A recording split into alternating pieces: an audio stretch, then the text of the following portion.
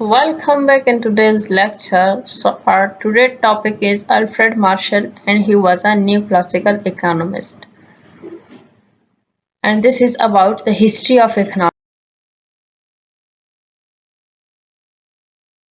So who is the Alfred Marshall? He belongs to British, or we can say he is a British economist. Initially wanted to be a clergyman and wanted to make economics more mathematical, more rigorous and more scientific. So Principle of Economics, the first book, and it was published in 1890, brings the idea of supply and demand, marginal utility, and cost of product into a coherent whole. He is known as the father of neoclassical economics. So the framework of the analysis is what are the questions that Marshall is asking. How can economics be used to improve the lot of the poor? He was trying to develop an engine of an inquiry, a way of analyzing the world to arrive at the truth. He was a microeconomist. What are the assumptions that Marshall is making? Diminishing return and perfect competition. What is the economic or political or cultural or we can say social environment of Marshall 1842 to 1924? Heyday of capitalism, free market, industrial revolution, continued attacks on classical economics, laissez-faire under attack because of dreadful living condition of the people in. So what is the role of the market? Entire analysis based on competitive market at micro level. So what is the role of the government? How or he was interested in analyzing government action affected economic welfare. So Marshall's definition of economics was he equated political economy with economics. It is the study of mankind in the ordinary business of life. Include analysis of individual and social in part government action.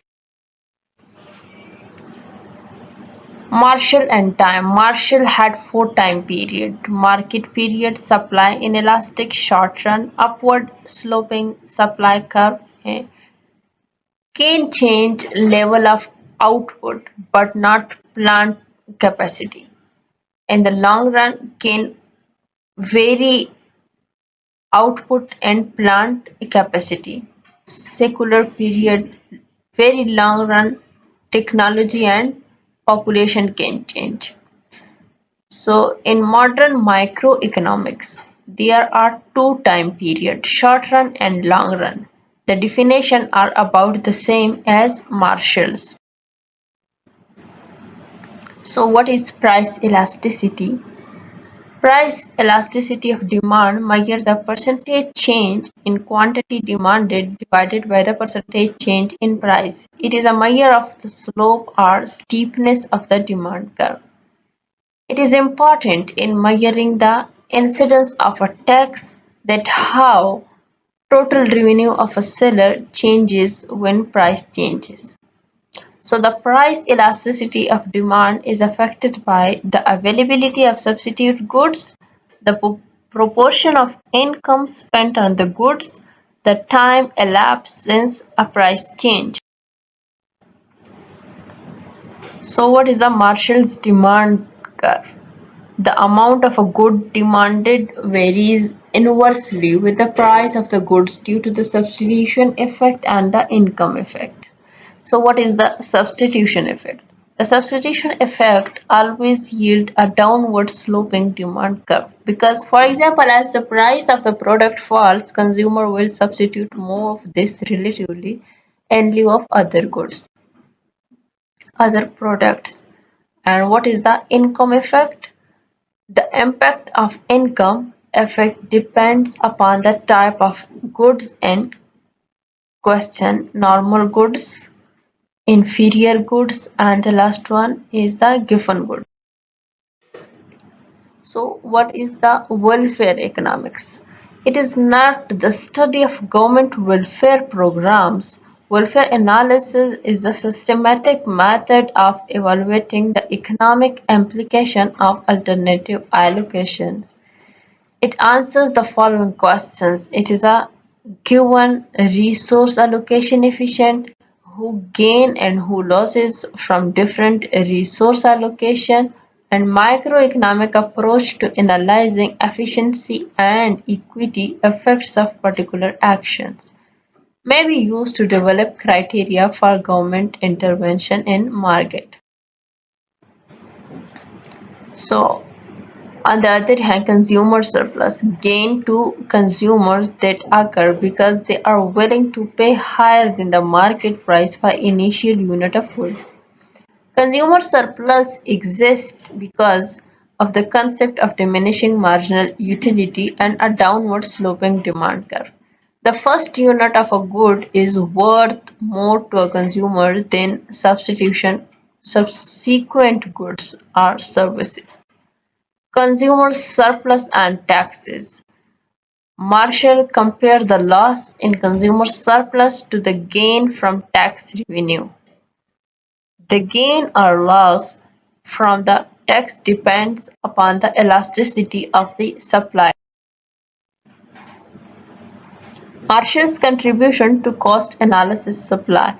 So there is short run versus long run, fixed cost variable versus variable cost, or we can say fixed cost versus variable cost. A firm will continue to operate in the short run as long as it is covering its variable cost. So internal economies of scale forces internal to the firm affect cost. If there are internal economies of scale, or we can say advantages to being big, then there will be decreasing cost. Internal diseconomies of scale are, on the other hand, disadvantages of to being big, result in increasing cost. And the next point is external economies of scale can explain falling prices in the industry over the long run. Think of personal computer to other electronic goods. Marshall's Quasi-rent are payments of factors of production, for example, wages and profits. Price determined or price determining. So classicals believed them to be price determining. That is, the price of the final product depended upon the price of the factors of production, or we can say inputs used to produce the final product, or we can say it is the supply oriented, as expansion was rent, which was price determined since it was fixed in supply. So marginalists said that payment of factor of production were price determined. That is, the price of the final product determined the factor payment demand oriented. So Marshall said it depends. So upon what does it depend? Land rent is price determined from the perspective of the entire economy, but price determining from the perspective of the individual farmer. To the individual farmer, rent is a cost of production. Under some circumstances, however, rent can be price determining from the perspective of the economy as a whole. For a country that has unsettled land, the supply curve of a land is upward sloping. Therefore, higher prices of land will cause more of it to be developed. In the short run, wages are price determined in elastic supply, but in the long run, they are price determining, or we can say more elastic supply.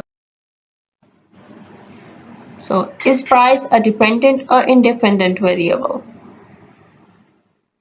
Conventional mathematical analysis places the independent variable is x on the horizontal axis and the dependent variable y on the vertical axis. So Marshall analysis had price as the dependent variable and the quantity as independent variable. So the equation is P is the equals to F of Q, or P is the function of quantity demanded.